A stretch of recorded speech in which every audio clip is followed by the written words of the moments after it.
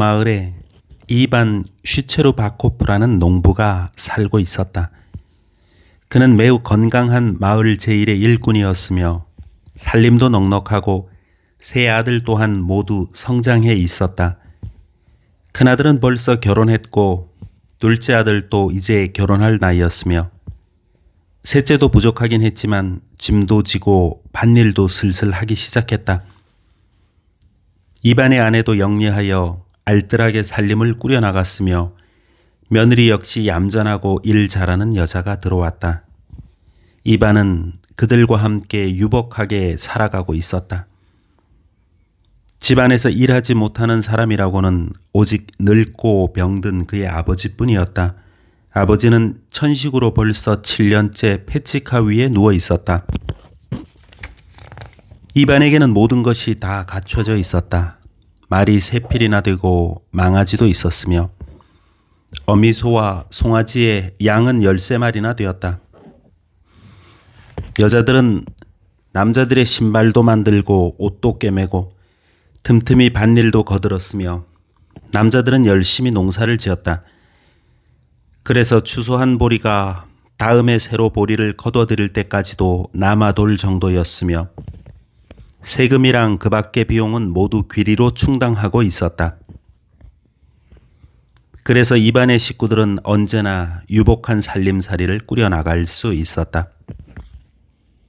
그러던 어느 날 이반은 이웃에 살고 있는 고르제이 이바노프의 아들 가브릴로 고르제이에프라는 사나이와 싸우게 되었다.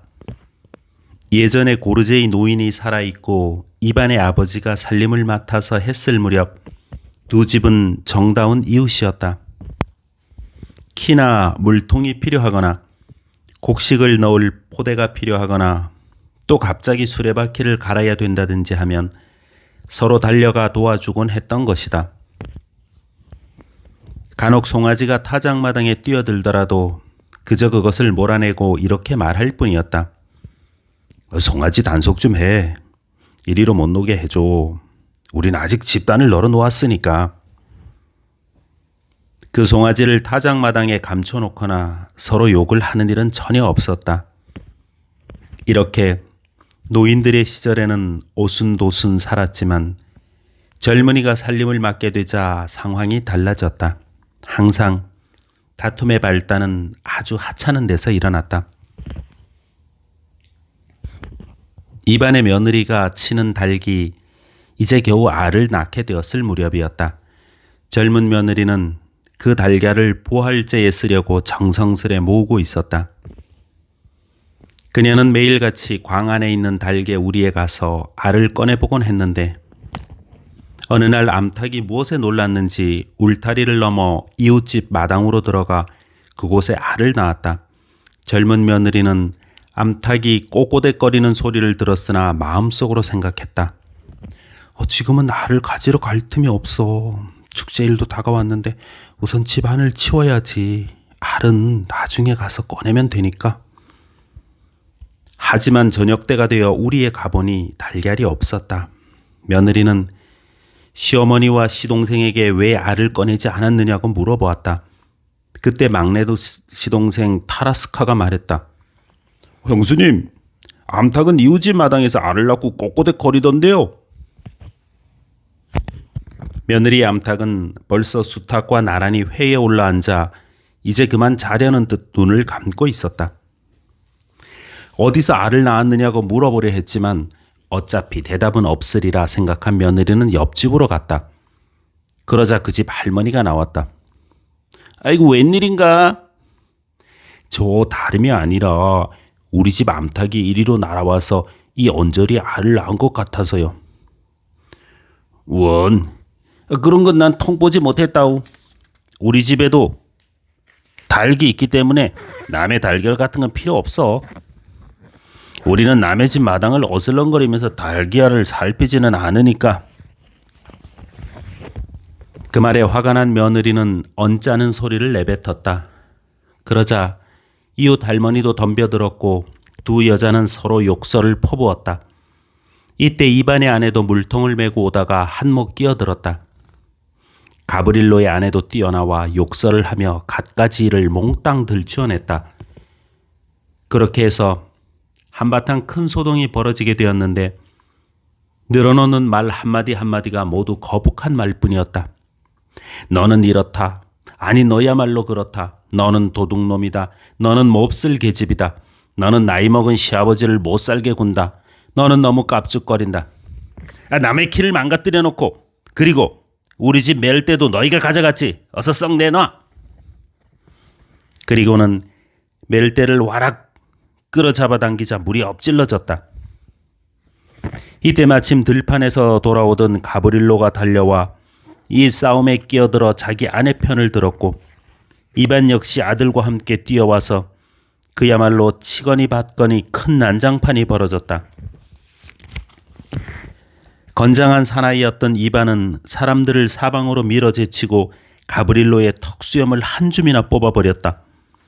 결국 동네 사람들이 여럿 몰려와 말리는 바람에 겨우 싸움이 끝났다. 그러나 이것이 불화의 시초였던 것이다. 가브릴로는 잔뜩 뜯긴 턱수염을 진정서와 함께 읍사모서에 가지고 가서 말했다. 내가 턱수염을 기른 것은 곰보딱지 이반에게 뜯기 위해서가 아니었어. 그러자 가브릴로의 아내는 머지않아 이반이 소송해져서 시베리아로 유형을 가게 될 거라고 으름장을 놓고 다녔다. 이렇게 해서 이웃이 원수처럼 되어버린 것이었다. 노인은 아들을 타일렀으나 젊은 혈기에 그런 말은 들으려고도 하지 않았다. 노인은 다시 한번 이렇게 말했다. 너희들은 아주 어리석은 짓들을 하고 있다. 이 공연한 일로 싸움을 벌이다니 잘 생각해 보아라. 일의 시초는 달걀 한 개가 아니냐. 옆집 어린아이가 알 하나를 주었다. 그게 뭐가 나쁘냐. 달걀 하나에 얼마나 값이 나간다는 말이냐. 모두가 하나님의 자식인 걸 뭐 그리 아쉬울 게 있느냐. 저쪽에서 욕을 하거든 그것을 고쳐 앞으로는 고운 말을 쓰게끔 가르쳐 주려무나. 설령 치고받고 싸웠다 할지라도 죄 많은 인간끼리 한 짓이니 그 누구도 탓할 필요가 없다. 자, 어서 가서 사과하고 화해하도록 해라. 그것으로 된 거지 이렇게 고집을 부리고 있으면 사이만 점점 더 나빠지느니라. 하지만 젊은이들은 노인이 하는 말은 듣지 않고 쓸데없는 잔소리를 한다며 투덜댔다. 그러니 이반의 기세가 꺾일 리가 없지 않은가. 나는 녀석의 턱수염을 뽑은 일이 없어. 절대로.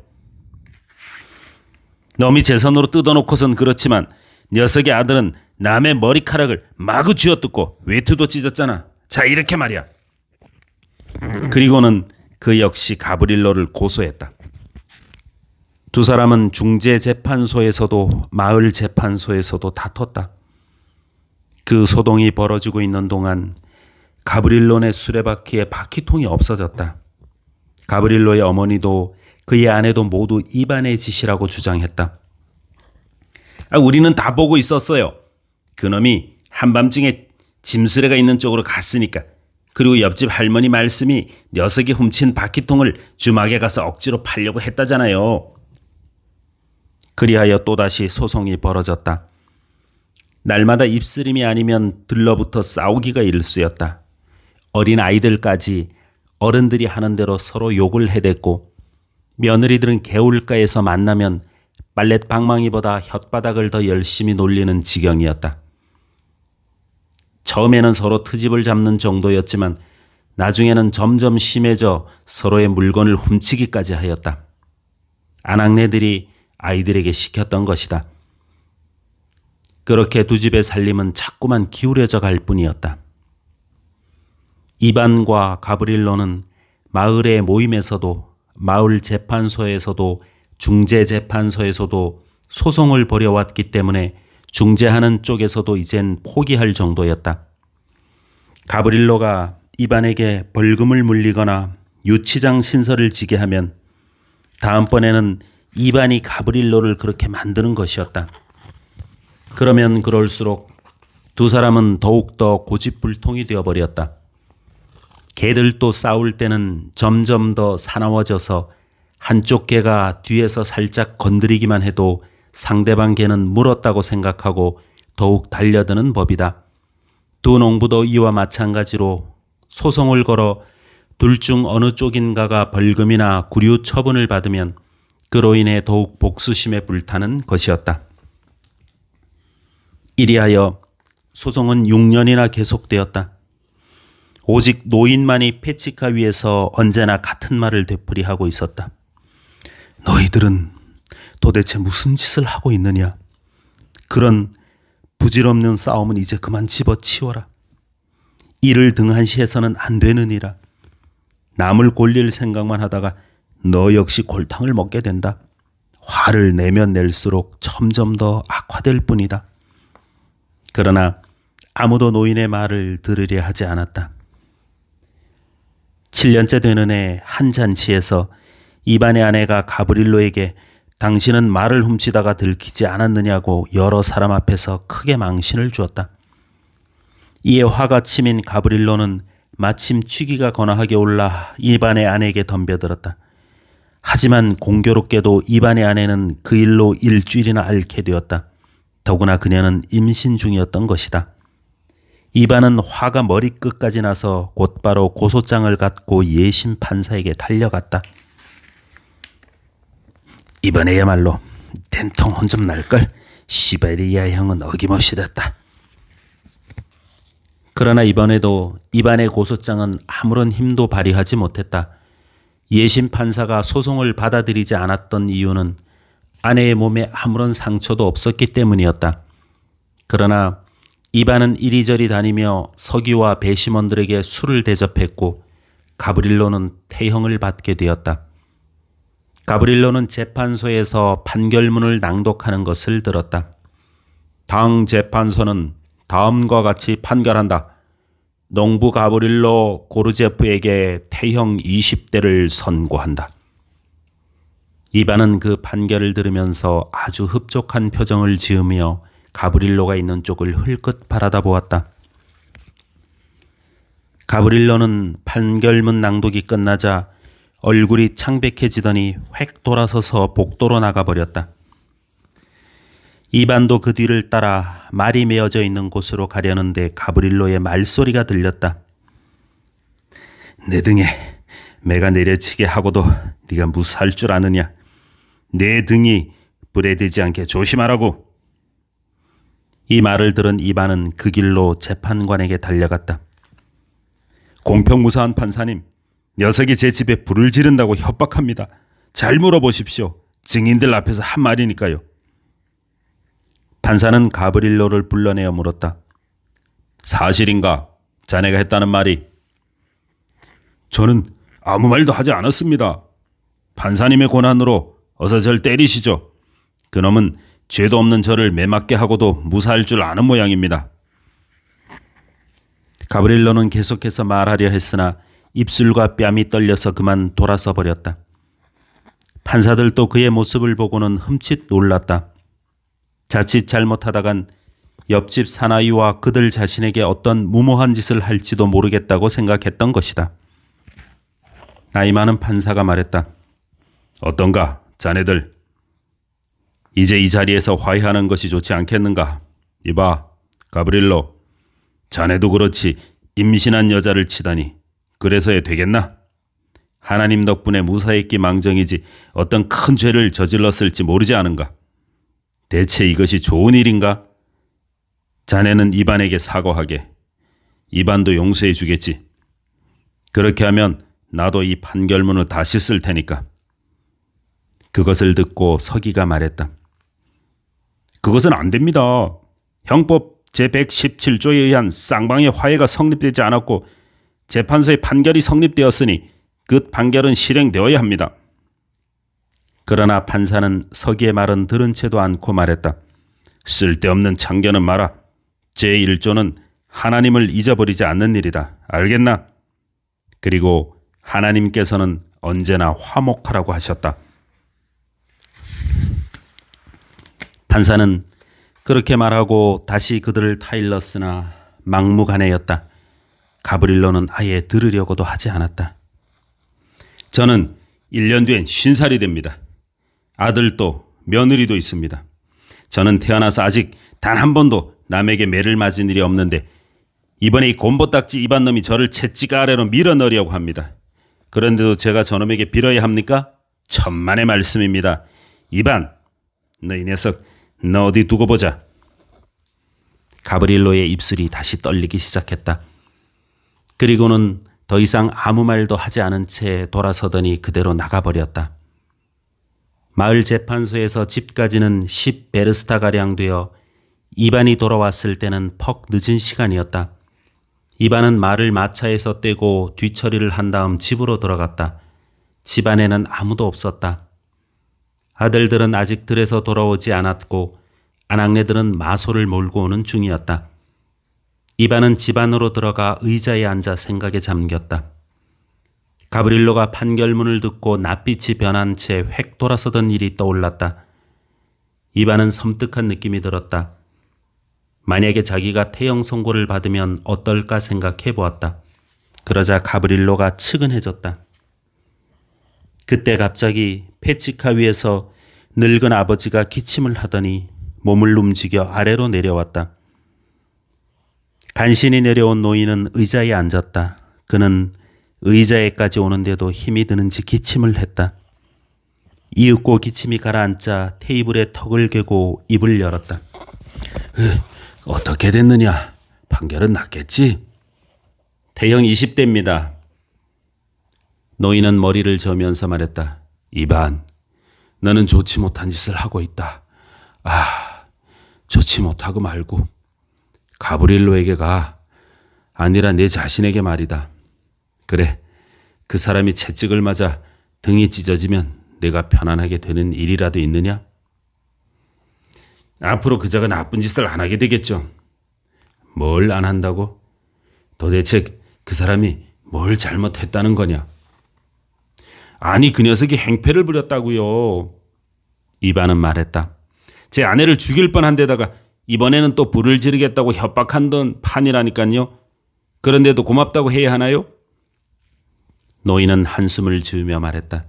이반, 너는 자유롭게 세상을 돌아다니고 있고 나는 벌써 몇 년째 누워 있으니까 분명 너는 나보다 세상에 대해 잘 알고 있어.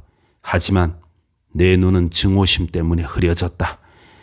남의 잘못은 눈앞에 환히 보여도 자기의 잘못은 등 뒤에 감춰져 있다. 너는 지금 뭐라고 했지? 그가 나쁜 짓을 한다고? 그 사람 혼자만 나쁜 짓을 했다면 싸움이 벌어질 리가 없어.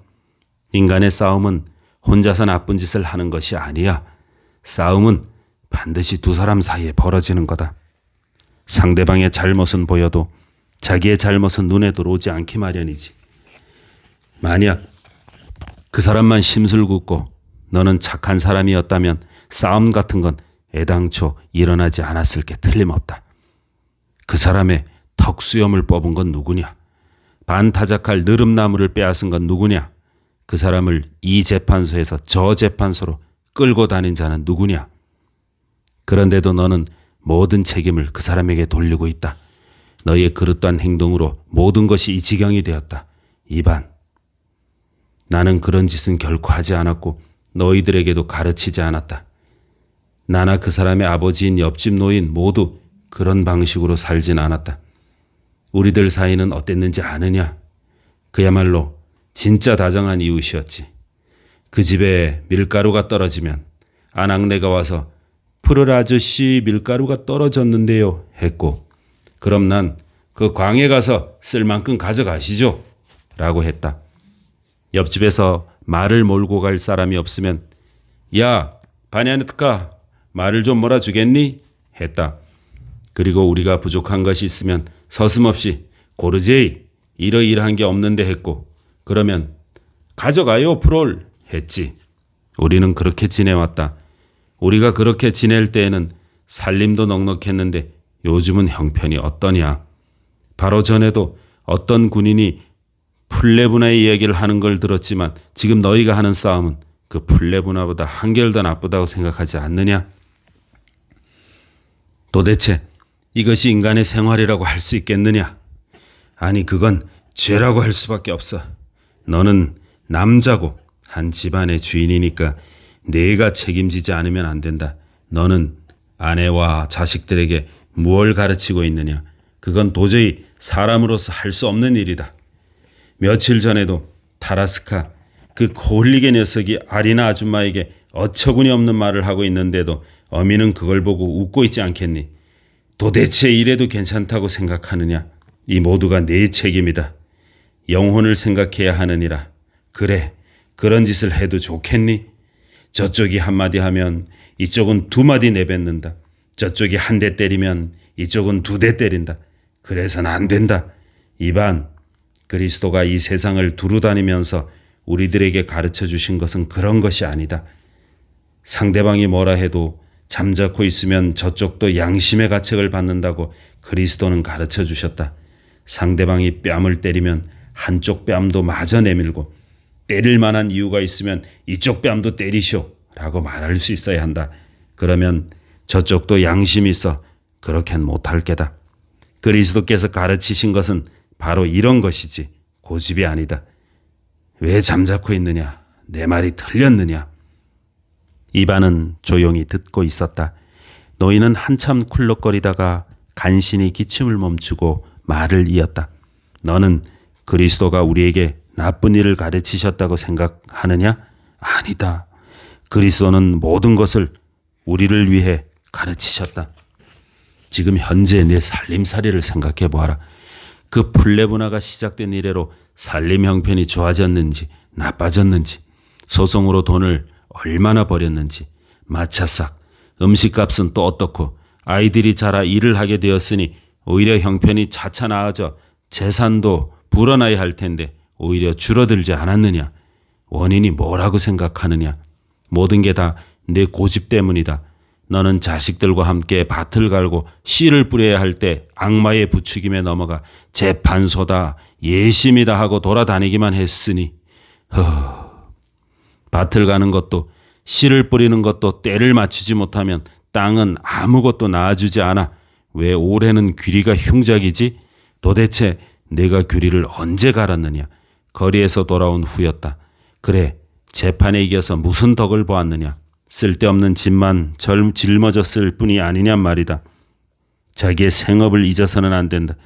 들일도 집안일도 아이들과 같이 땀 흘려가며 하고, 혹시 누가 화나는 소리를 하더라도 하나님의 말씀대로 용서해 주어라. 그렇게 하면 일은 순조롭게 잘 되어 나가고 마음도 편안하기 그지없을 것이다.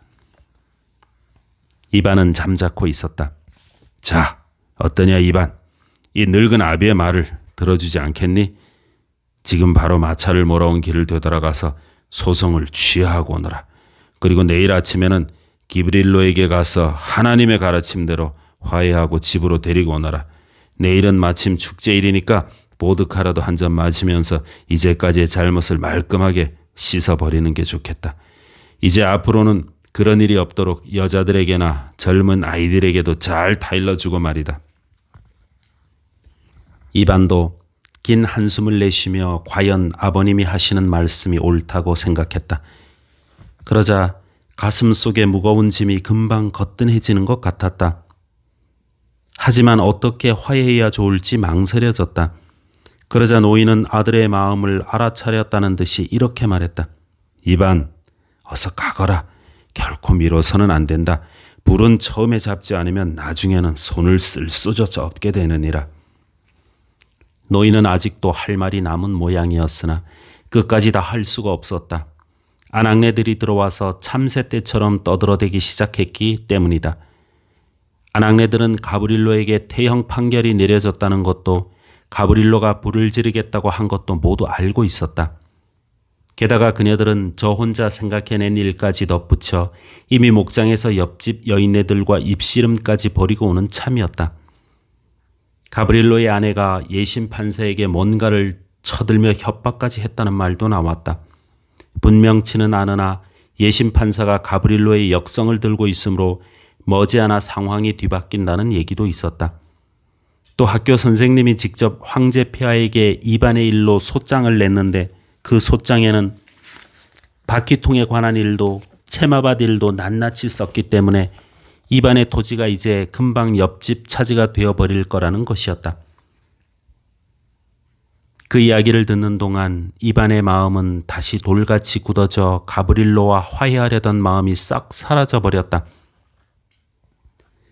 농가의 주인은 언제나 밖에서 돌봐야 할 일이 많은 법이다. 이반은 아낙네들을 상대로 할 이야기가 없어 훌쩍 일어나 밖으로 나가 탈곡장을 지나 곳간 쪽으로 갔다. 그쪽을 대강 치우고 뒷마당으로 돌아왔다.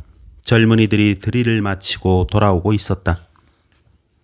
봄보리 씨를 뿌리 위에 밭을 갈았던 것이다. 이반은 그들에게 들일에 관해 이것저것 물어보고 그들의 일을 거들어 주려고 했으나 이미 날이 저물어 있었다. 이반은 통나무는 다음날 아침까지 놓아두기로 하고 마소에게 짚을 넣어준 후 타라스카가 밤일을 하러 갈 때 타고 갈 말을 밖으로 끌고 나온 다음 마구간의 문을 닫고 밑으로 널빤지를 대어 틈을 막았다. 이제 저녁을 먹고 자야겠군. 이반의 말은 망가진 목걸이를 들고 집 쪽을 향해 걸음을 옮겼다. 그러는 동안에 가브릴로의 일도 아버지가 하신 말씀도 다 잊을 수 있었다. 그런데 문고리를 잡아당겨 입구의 복도로 들어간 순간 울타리 저쪽에서 옆집 주인의 욕하는 목쉰 소리가 들려왔다. 이 빌어먹을 녀석! 그런 녀석은 실컷 두들겨 줘야 해. 가브릴로가 누군가를 욕하고 있었다. 이것을 들은 이반의 마음속에는 또다시 그에 대한 증오심이 불같이 일어났다. 가브릴로가 욕설을 퍼붓는 동안 이반은 가만히 서서 들었다. 그리고 그의 목소리가 들리지 않게 되었을 때에야 집 안으로 들어갔다.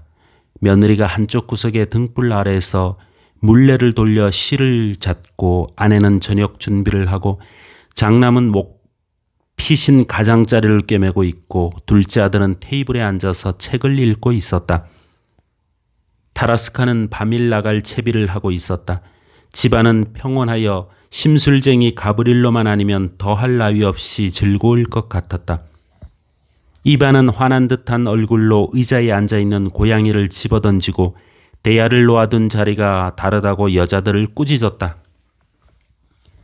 한바탕 그러고 나자 이반은 어쩐지 모든 것이 시들해졌다. 자리에 앉아 씁쓸해한 얼굴로 말의 목걸이를 손보기 시작했으나 가브릴로가 하던 말이 머리에서 떠나지 않았다. 재판소에서 하던 얘기, 그리고 방금 누군가를 욕하는 소리, 두들겨서 죽여버려야지 하던 목소리. 늙은 아내가 타라스카에게 저녁밥을 차려주었다. 타라스카는 식사를 마치자 짧은 겉옷 위에 긴 외투를 걸치고 허리띠로 질끈 동여맨 다음 빵을 가지고 말들이 기다리고 있는 길로 나갔다. 큰아들이 아우를 배웅하려고 했으나 이반은 자신이 직접 일어나 층계로 나갔다. 망아지를 몰아세운 다음 한참 동안 서서 주위를 바라보았다. 타라스카는 마을의 큰 길로 내려가다 동행하는 젊은이들과 만난 모양이었으나 아무 소리도 들리지 않았다. 이반은 문간에 계속 서 있었다. 너도 조심해야 할걸. 언제 어떤 것이 홀랑 타버릴지 누가 알아. 이렇게 말하던 가브릴로의 말이 머릿속에서 끊임없이 생각나는 것이었다. 고약한 놈이라 자기 몸이 다친다는 생각은 하지 않을 거야. 이반은 생각했다. 가물었겠다. 바람도 있겠다. 울타리 뒤로 슬쩍 기어들어와서 불을 지르고 그냥 도망쳐버린다면 아무 죄도 되지 않을 게 아닌가. 어떻게 해서라도 놈을 꼼짝없이 붙잡아야지. 아무렴 놓쳐서는 안 돼. 이렇게 생각한 이반은 층계 쪽으로 돌아가지 않고 곧장 길로 나가 대문 뒤에서 모퉁이로 돌아왔다. 놈이 무슨 짓을 할지 모른다고 생각한 그는 마당을 한 바퀴 돌아보기로 작정하고 살금살금 문을 따라 걷기 시작했다. 모퉁이를 돌아 울타리에 붙어서 올려다보니 저쪽 모퉁이에서 무엇인가 움직이는 듯했다. 마치 누군가 몰래 엿보다가 울타리 모퉁이에 도로 숨어버린 것 같았다. 이반은 발길을 멈추고 숨을 죽였다. 온 정신을 모았으나 주인은 쥐죽은 듯이 고요했다. 다만 바람이 버드나무 가지를 떨게 하고 밀짚을 버스럭거리게 할 뿐 눈을 뽑아가도 모를 정도로 온통 캄캄하기만 했다. 그의 눈은 점차 어둠에 익숙해졌고 기둥, 추녀 그 밖의 것이 하나씩 보이게 되었다. 그렇게 한참을 서서 보았으나 아무도 없었다. 내가 잘못 본 모양이군. 이반은 생각했다. 그래도 한 바퀴 돌아봐야지. 이반은 발자국 소리가 나지 않도록 곡간을 따라 걷기 시작했다. 아주 조심스럽게 걸었으므로 자신의 발소리조차 들리지 않을 정도였다. 모퉁이까지 왔을 때 저쪽 끄트머리 기둥 옆에서 무엇인가 번쩍 빛났다고 생각하는 순간 다시 꺼졌다. 이반은 자기도 모르게 가슴이 철렁 내려앉아 걸음을 멈췄다. 그런데 걸음을 멈출 겨를도 없이 다시 같은 자리에서 먼저보다 밝은 빛이 타올랐다. 모자를 쓴 한 사나이가 이쪽으로 등을 꾸부정하게 돌린 채 손에 든 집단에 불을 붙이고 있는 것이 아닌가. 이반의 가슴은 무섭게 뛰기 시작했다. 이반은 아랫배에 힘을 주고 성큼 걸음은 떼어놓았으나 발이 땅을 밟는지 허공을 나는지 모를 정도였다. 내 현장을 붙잡을 테다. 하지만 이반이 두 개의 차양이 마주 닿은 데까지 미처 가기도 전에 갑자기 그 언저리가 눈부실 정도로 밝아지더니 순간 차양 밑에 밀짚이 확 타올라 지붕으로 뻗치고 있었다. 그곳에는 가브릴로가 서 있었고 그의 온몸은 완연히 불빛에 드러나 보였다. 이놈, 내 이번엔 안 놓친다. 그때 흐로모이도 발소리를 들었는지 획 돌아보고는 어디서 그런 힘이 나오는지 절름거리는 발을 용케 끌며 토끼처럼 깡충깡충 도망쳤다. 계속 가라! 이반은 이렇게 외치며 가브릴로를 뒤쫓았다. 이반이 그의 멱살을 잡으려는 순간에 가브릴로는 갓갓으로 빠져나갔다. 다시 이반이 외투자락을 붙잡았으나 그만 찢어지는 바람에 넘어지고 말았다. 이반은 벌떡 일어나 다시 뛰기 시작했다. 야! 저놈 잡아라! 이반이 넘어지는 사이에 가브릴로는 벌써 자기 집 마당으로 들어갔다. 하지만 이반은 거기까지 쫓아갔다. 그리고 와락 붙잡으려고 하자 갑자기 무언가가 머리를 세게 내리쳤다. 가브릴로가 마당에 뒹구는 떡갈나무 막대기를 주워들고 힘껏 내리쳤던 것이다. 순간 이반은 정신이 멍해졌다. 눈에서 불이 번쩍 났다고 생각하자 이내 주위가 깜깜해져 버렸다. 정신이 아찔하며 머리가 핑 돌았다. 겨우 정신을 차렸을 때는 이미 가브릴로가 사라진 뒤였다. 온 세상은 대낮같이 환하고 자기 집 쪽에서는 기계 소리 같은 덜커덩거리는 소리와 무엇인가 탁탁 퉁기는 소리가 났다. 이반이 돌아다 보니 뒷마당의 곳간이 온통 불덩이가 되어 다른 쪽 곳간으로 옮겨 붙는 중이었다. 아이고, 아니 이게 어떻게 된 일인가? 아이고. 이반은 양주먹을 쳐들어 가슴을 마구 쳤다. 그때 차양 밑에 불 붙는 집단을 끌어내어 껐으면 괜찮았을 텐데 아니 이게 웬일이야? 그는 이 말만 되풀이하였다. 그러나 힘껏 소리를 질러도 다리가 말을 듣지 않았다. 천천히 걸음을 떼어 놓았지만 이리 비틀 저리 비틀 하더니 다시 숨이 턱 막혔다. 잠깐 멈춰서서 숨을 돌리고 다시 걷기 시작했다.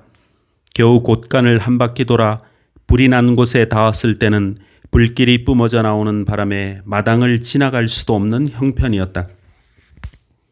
많은 사람이 모여들었으나 손을 쓸 방도가 없었다.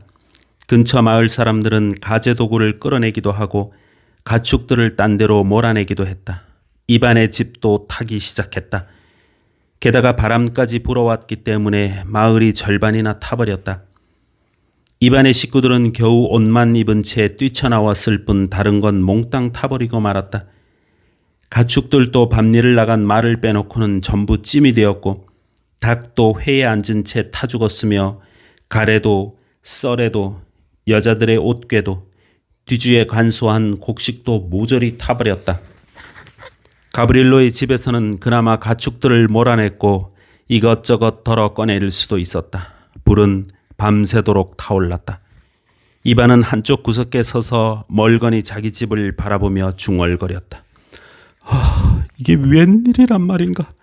그냥 집단을 끌어내어 비벼 껐더라면 됐을 텐데. 그러나 안채의 천장이 무너져 내려 앉았을 때 이반은 그곳 한가운데로 뛰어들어 그을린 제목을 끌어내려고 했다. 여자들이 깜짝 놀라 말렸지만 이반은 제목을 끌어내고 또다시 들어가 하나를 끌어안으려고 했다. 그러다가 그는 그대로 비틀비틀 몸을 가누지 못하고 불더미 속에 쓰러졌다. 그때 아들이 뛰어들어가 쓰러진 아버지를 구했다. 이반은 턱수염과 머리칼은 물론 옷까지 타서 여기저기 구멍이 나고 두 손에는 화상을 입었으나 정작 아무것도 깨닫지 못하는 모양이었다. 저 사람 아주 정신 나간 게 아니야? 하고 사람들이 말했다. 불길은 차차 사그러졌으나 이반은 언제까지나 멀거니 서서 여보시오, 이게 어떻게 된 일인가요? 그냥 끌어내기만 했으면 됐을 텐데 라고 되풀이할 뿐이었다.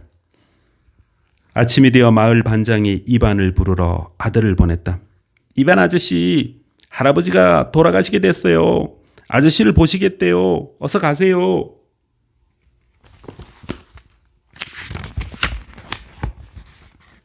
이반은 아버지 생각은 까맣게 잊고 있었는지 알아듣지 못하는 모양이었다.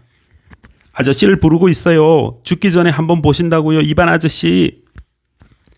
반장의 아들이 그의 팔을 끌었다. 이반은 그의 뒤를 따라갔다. 노인은 엎혀서 나올 때 불이 붙은 짚이 떨어져 화상을 입었다. 그래서 멀리 떨어진 부락에 있는 반장 집으로 옮겨갔던 것이다. 이반이 아버지에게 갔을 때 집안에는 늙은 반장의 아내와 페치카 위에 아이들밖에 없었다. 모두 불구경을 하러 갔던 것이다.